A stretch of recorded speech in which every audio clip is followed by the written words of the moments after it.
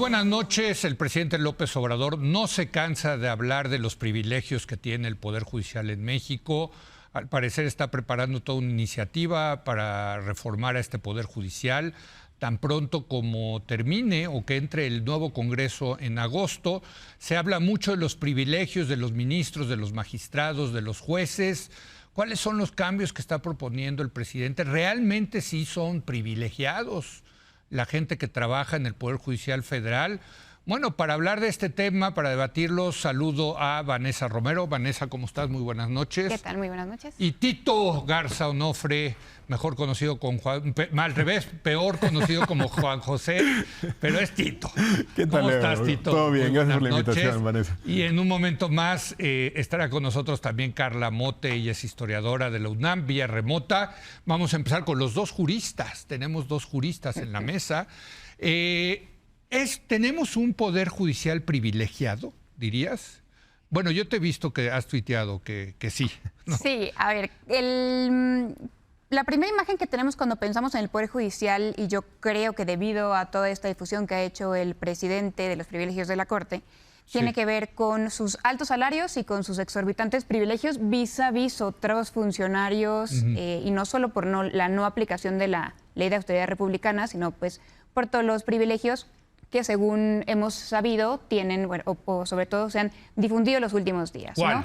Pues los montones de Suburbans blindadas, los 200,000 pesos mensuales que tienen para acceso a medicamentos, fondos para comidas de lujo, pues digamos, beneficios que no son normales para un funcionario público, al menos como hoy este gobierno entiende la función pública, el servicio público. Entonces, desde ese punto de vista, yo te contesto, sí son privilegiados, y no solo eso, sino que son privilegiados en mayor medida que otros funcionarios. Pero yo creo que esa discusión le estamos dejando ya un poco atrás, pues llevamos un año con esa discusión y yo no creo que nadie en esta mesa se vaya a inmolar por esos beneficios que tiene Norma Piña, por la Suburban blindada de Norma Piña. Yo creo que debe de tener una Suburban blindada, pues, ¿no? el presidente, bueno, todos los pues ministros hay funcionarios de la Corte, públicos, ¿no?, de muy alto nivel que no lo tienen. Y pero ellos deciden unas cosas que luego, ¿no? O sea, pues, sí los ponen en peligro sus vidas, ¿no? Pues también hay un problema constitucional que señala que no podemos hacer unos gastos tremendamente onerosos por la seguridad de los funcionarios. Entonces, más allá si hay una respuesta correcta, pues hoy es criticable. Yo creo que sí hay ciertos rubros de privilegios que hoy están fuera de discusión y deberían ser eso. Pero estamos atorados en esa discusión. Yo creo que hoy lo que deberíamos estar discutiendo respecto al Poder Judicial es su alto costo, más allá de estos privilegios absurdos que, repito, no creo que tengan justificación política, técnica y deberían desaparecer. Bueno, eso, y también les voy a preguntar de la propuesta finalmente López Obrador de elegir a los ministros de la Corte, que creo que ese es el fondo del asunto. Pero te preguntaría, Tito, ¿tú ves a un Poder Judicial de muchos privilegios? A ver, Leo, yo creo que lo primero que hay que decir es que el Poder Judicial no lo conforman 11 personas, ni siquiera el grupo ampliado, hablando de magistrados de distrito y jueces federales, ¿no? Sí. Son más de 55,000 los empleados que laboran y cerca del 80% hacen labores jurisdiccionales. Eso es lo primero que yo diría. El Poder Judicial es un poder diferenciado de la administración pública. Los cargos que les implican esa responsabilidad no son cosa fácil, son casos que por la propia naturaleza deciden muchas veces el futuro y la trayectoria contemporánea de las propias leyes que estructuran la realidad de este país. Y en ese sentido hemos visto casos como asesinatos de jueces en entidades federativas como Michoacán el año pasado, ¿no?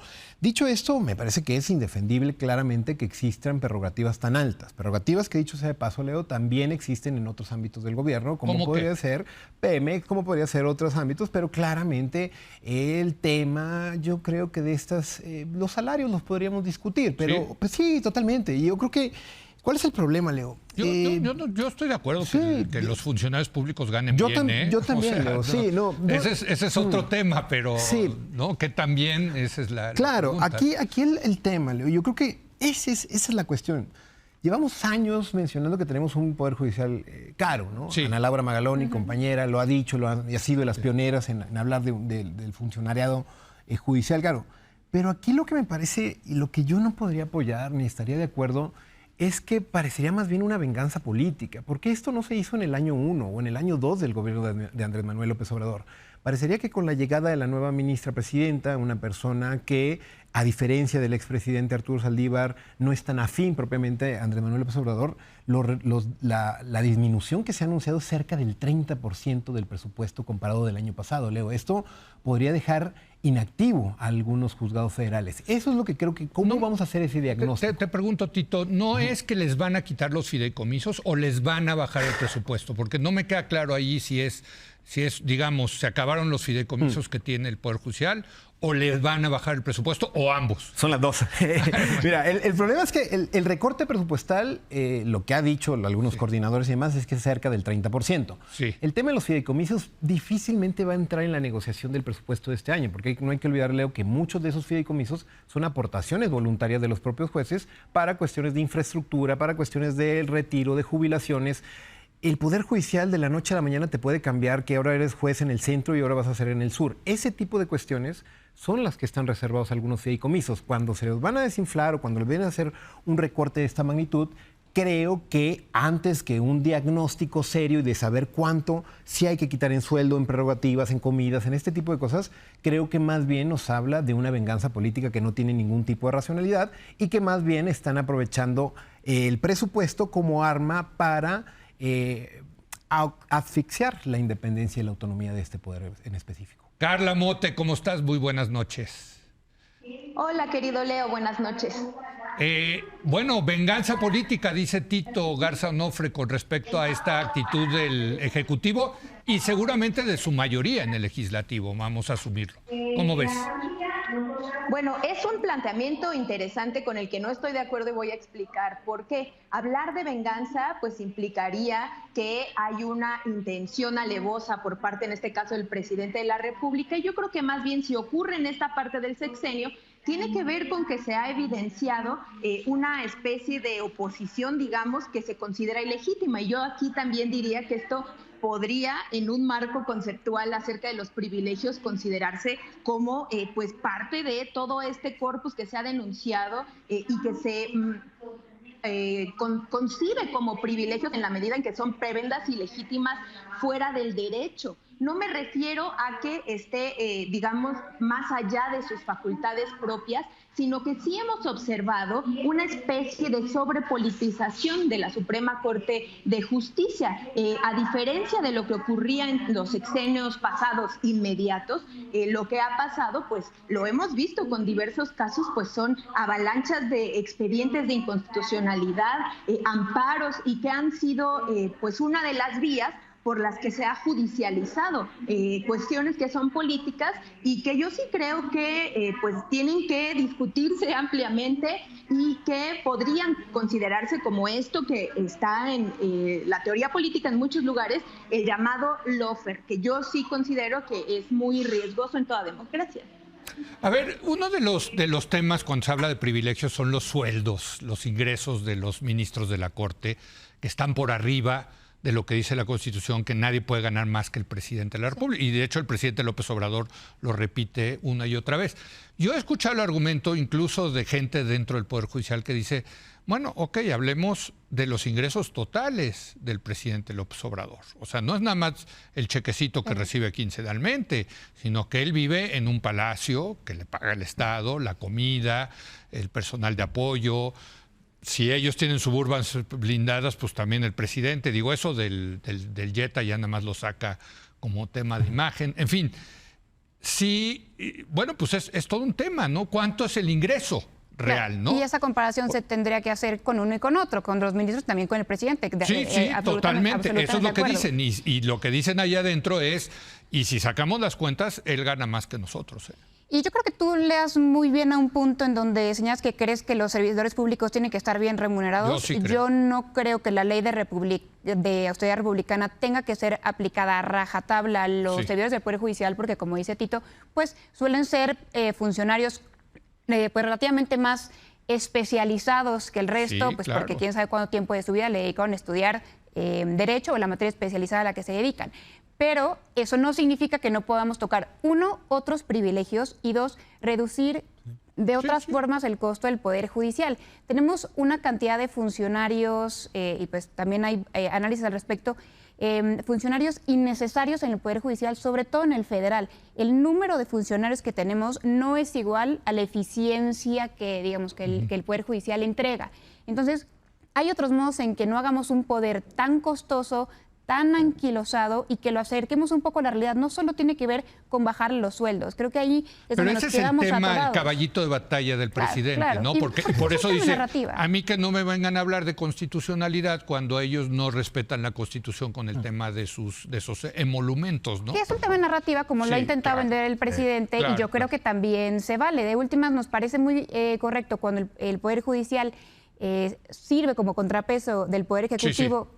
No sé, cuando le decretan inconstitucional el decreto administrativo de sus megaproyectos, pero cuando es al revés no nos parece tan correcto, nos parece que nuestro presidente es un autoritario. Yo, como abogada y como ciudadana, creo que en ambos sentidos es correcto, es democrático, que los dos fungan como contrapesos de ambos. ¿Así lo ves, Tito? A ver, es el árbitro de una democracia y nadie apoya al árbitro, ¿no? Tenemos equipos, ¿no? Entonces es difícil que tengamos esa pasión por defender a un árbitro. Lo que me parece claro es que la narrativa del presidente López Obrador es poderosísima.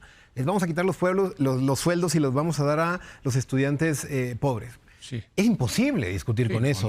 No puedes estar no de acuerdo. Es que es buenísimo el presidente en eso, la verdad. No, acá lo que yo creo, Leo, y de verdad, esta es la defensa que yo creo que hay que hacer. O sea, la Suprema Corte son nombramientos por 15 años. Los magistrados, como bien dice Vanessa, pasan exámenes, concursos, muchas cuestiones administrativas que en ese sentido van a trascender este sexenio y van a ir más allá de esta coyuntura. Si realmente queremos hacer una reforma judicial de fondo, tener un mejor poder judicial eficiente que llegue a la ciudadanía, no hay que olvidar, la Defensoría Pública, Leo, depende del Poder Judicial. Si una persona que no tiene abogado se acerca al Poder Judicial Federal, allí es donde tiene la puerta de acceso. Y entiendo que Saldívar le metió... Sí, yo creo que hay que decirlo.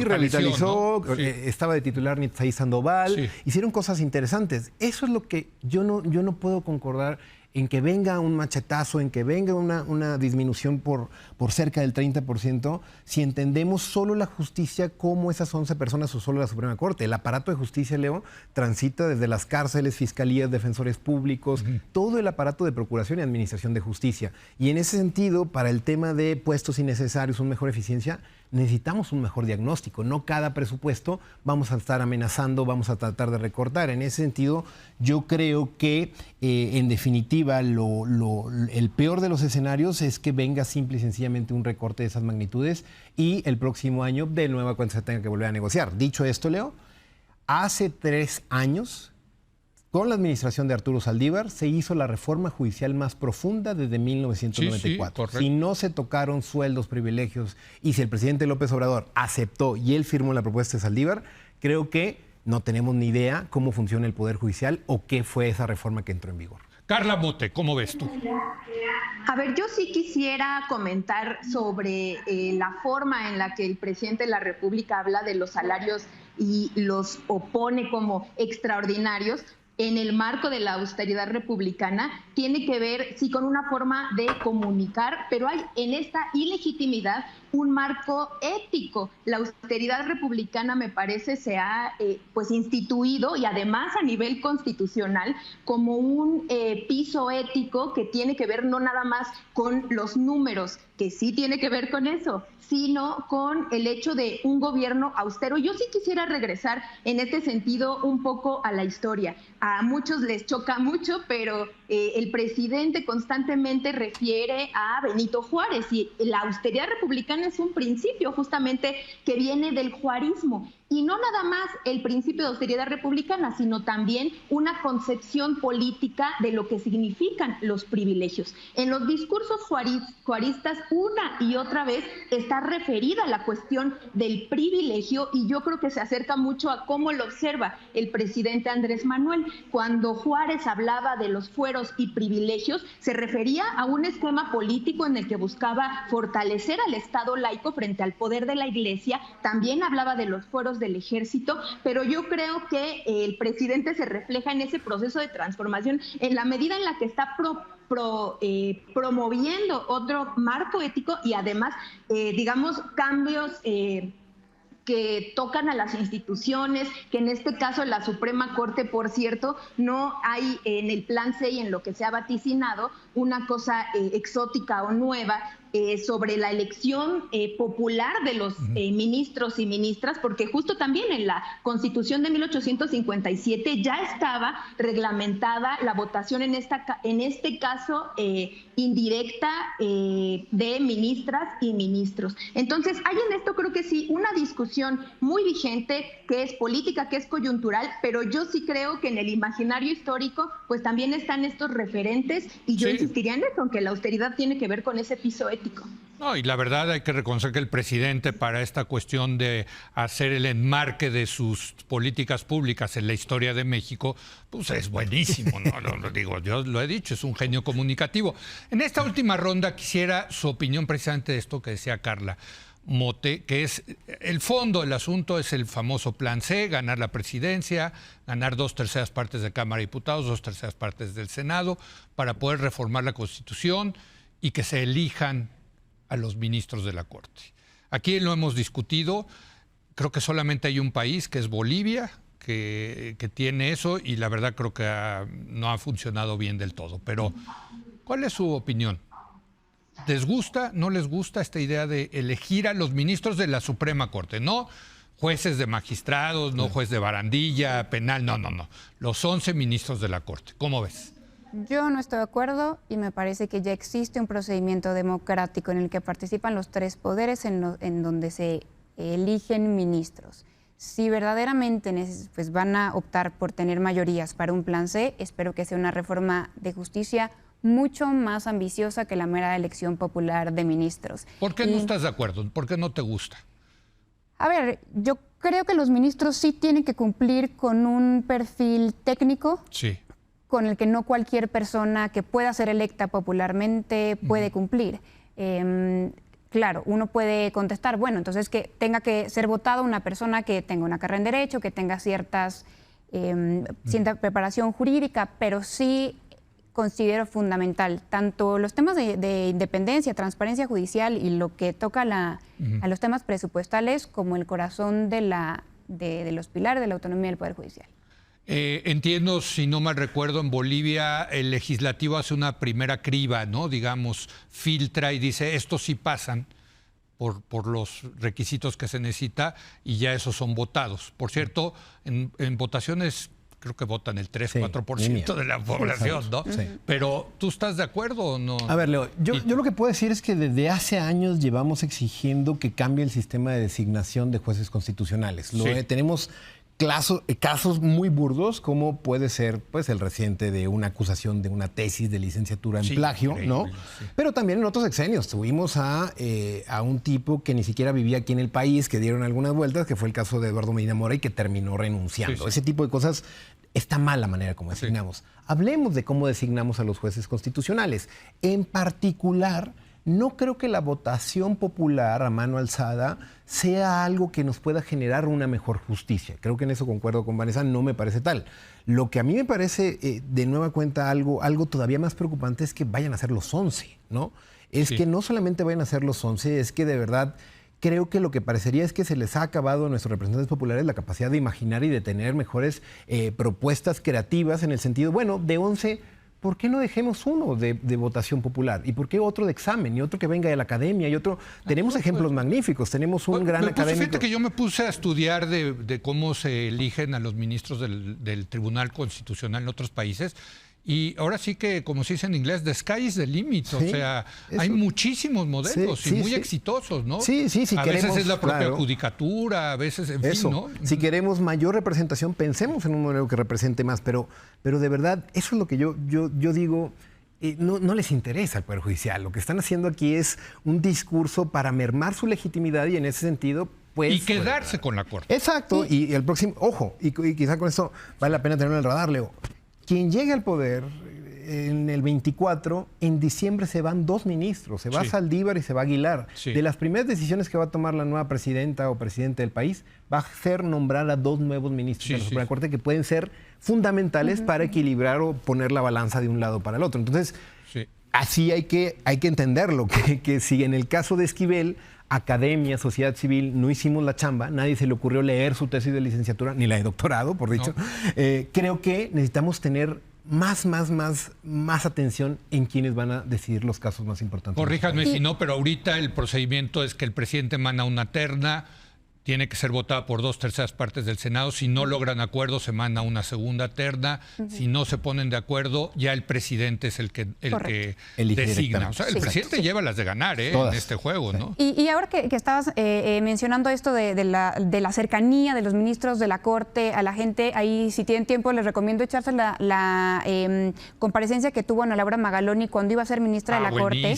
Y cómo explica cómo es que los ministros, no importa que están hasta acá, pueden acercarse a la gente y cómo es que eso empieza a abrir un poco el acceso a la justicia, que es la verdadera reforma requerida, yo creo, también en este país. Sí, no, bueno, la visita del ministro Saldívar, todavía presidente de la Corte, a Santa Marta, Catitla, pues fue un exitazo, ¿no? O sea, y sí, tienes toda la razón.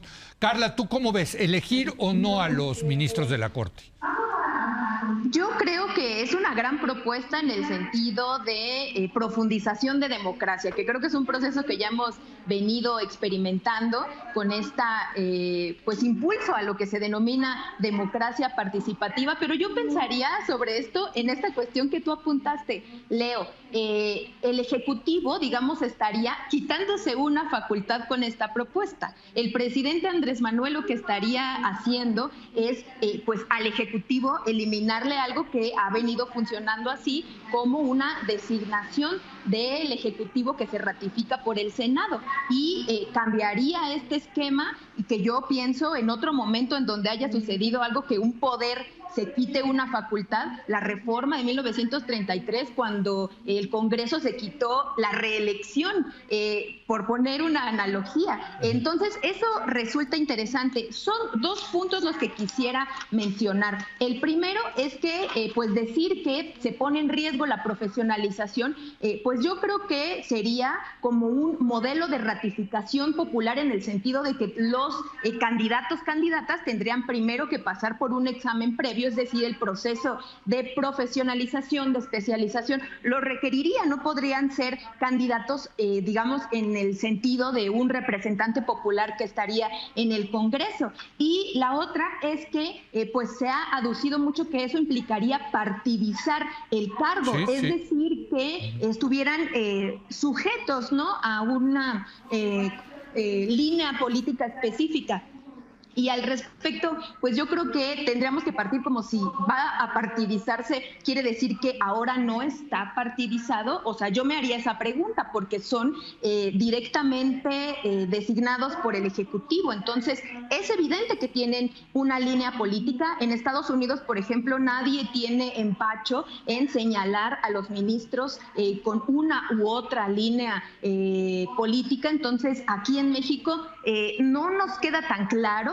A veces parece que no tenemos claridad de cuál es la línea política de las y los ministros, pero sin duda la tienen. Entonces, yo no creo que en ese sentido serían dos pérdidas, ¿no?, sino por el contrario, dos situaciones que se abonarían con ese proceso democrático.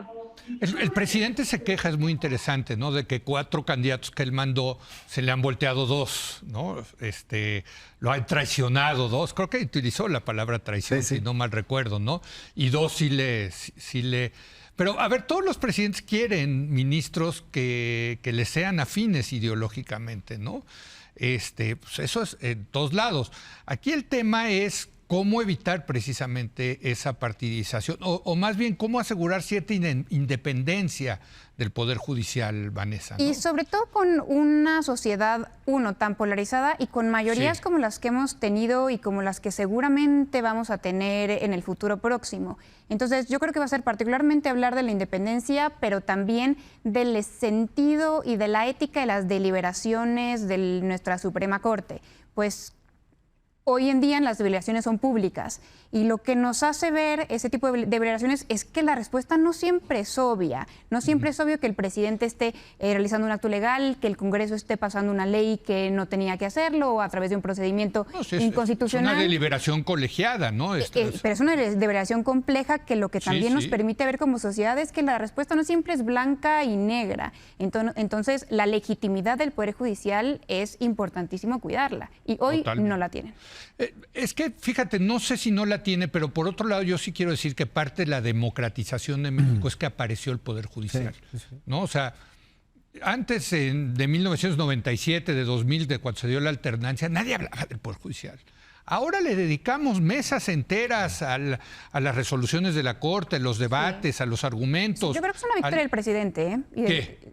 No, pero viene desde otro sexenio. Bueno, ¿no? pero en este sexenio se ha hecho particularmente. Claro, porque ha habido la difusión que hace de resoluciones del Poder Judicial que le parecen problemáticas a él, pero que las hace a politizado mucho a la gente también en las resoluciones del Poder Judicial. Sí, ha habido más debate en precisamente por el enfrentamiento, ¿no?, de la Suprema Corte con el presidente, pero apareció la Suprema. Hoy no sabemos los nombres de los 11 ministros de la Corte. Antes pues nadie sabía esa información, Tito. Sí, claro, es un proceso paulatino de cualquier contexto democrático después de venir de un régimen hegemónico, me parece natural, se ha acentuado a veces más, a veces menos, pero así como nos sabemos los nombres, pues debemos sabernos también del Consejo de Judicatura, del Tribunal Electoral. Yo creo que esa legitimidad se va construyendo a partir de sentencias, que en estos momentos un candidato a la interna de Morena, como es Marcelo Ebrard, esté en el Tribunal Electoral, pues significa que mismo Morena cree en las instituciones, o por lo menos muchísimos candidatos. En ese sentido, antes que pegarle de la noche a la mañana o poner estas ocurrencias, vamos a pensar. No creo que tenga nada de riesgoso pensar cómo queremos un mejor Poder Judicial, no de cara al siguiente sexenio, de cara, Leo, a los próximos 15, 30 años. Un último comentario, Carla. Bueno, sí, sin duda siguen como el órgano donde se pueden dirimir conflictos que no se resolvieron previamente en otros espacios, ¿no? Y así creo que ha funcionado, está funcionando. Yo creo que esa visión como de Morena está en contra del Poder Judicial a rajatabla, pues tampoco la merece, ¿no? En ese sentido, me parece muy generalizadora y no considero que sea correcta, ¿no? Esa visión. Pues bueno, ahí está. Vamos a seguir debatiendo este tema. Desde luego viene la discusión del presupuesto. Vamos a ver. Yo creo casi seguro de que los diputados y senadores los diputados, porque es presupuesto, no es facultad exclusiva, los diputados de la alianza gobernante, pues sí le van a meter un buen recorte, y claro que con fines políticos, ¿no? Claro. El tema es cómo seguir hablando de un poder independiente, serio, que sea contrapeso, en fin, es un tema fascinante, desde luego, el tema del Poder Judicial, que como decía Madison, es el poder más débil, porque es el único que no elige directamente el pueblo, ¿no? Gracias, Vanessa. Gracias, Leo. Tito. Gracias, Carla, por habernos acompañado. Vamos a hacer una breve pausa y regresamos con Rafa Fernández de Castro para hablar de las elecciones en Estados Unidos para el próximo año. ¿Se fortalece Donald Trump? Así que vamos a analizarlo con Rafa. Regresamos en un momento más.